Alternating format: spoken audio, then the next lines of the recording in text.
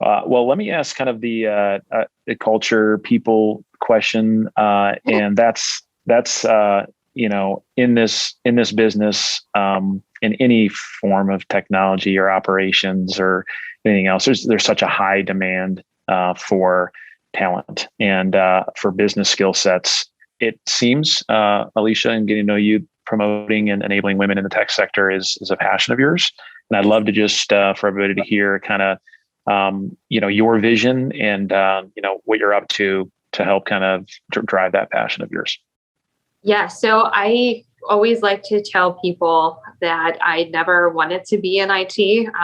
Back when there were paper application days, I checked the wrong box and I could graduate the fastest with an IT degree that I chose on that paper application. And it turns out that I love it. So my vision is really to share with everyone that there isn't a certain type of person that fits into the role of an IT, career, right? It can be all across the board. And I also like to point out now that anyone that has grown up basically after me has had technology embedded in everything that they do. And their ways of thinking are much different than the ways that ours are, or anyone older. So they have a lot to bring to the table in terms of how they can shape products or the IT landscape.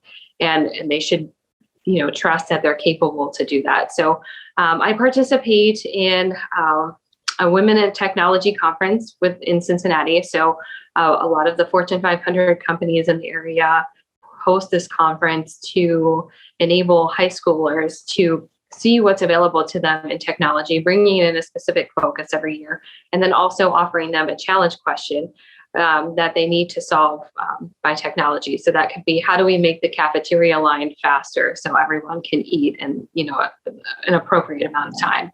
And you'd be amazed what they come up with. I also do a lot of panels and interviews with Women Who Code or CommSpark, and join like a global leadership summits, and then really speaking at my alma mater, and then a lot of the local high schools to really promote women in technology. I think women have a different perspective than men do, and bringing all of the different thoughts together can really come up with a solution that wouldn't have been thought of by just one gender.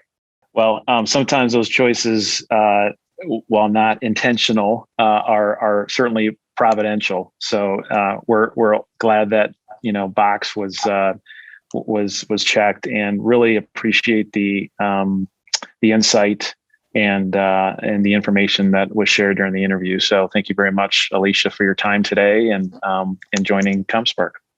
Yes, I appreciate it. Thanks for having me. You bet. So thank you. And if you would like to get more information, you can certainly visit commspark.tech for additional interviews and additional information. Thank you, everyone.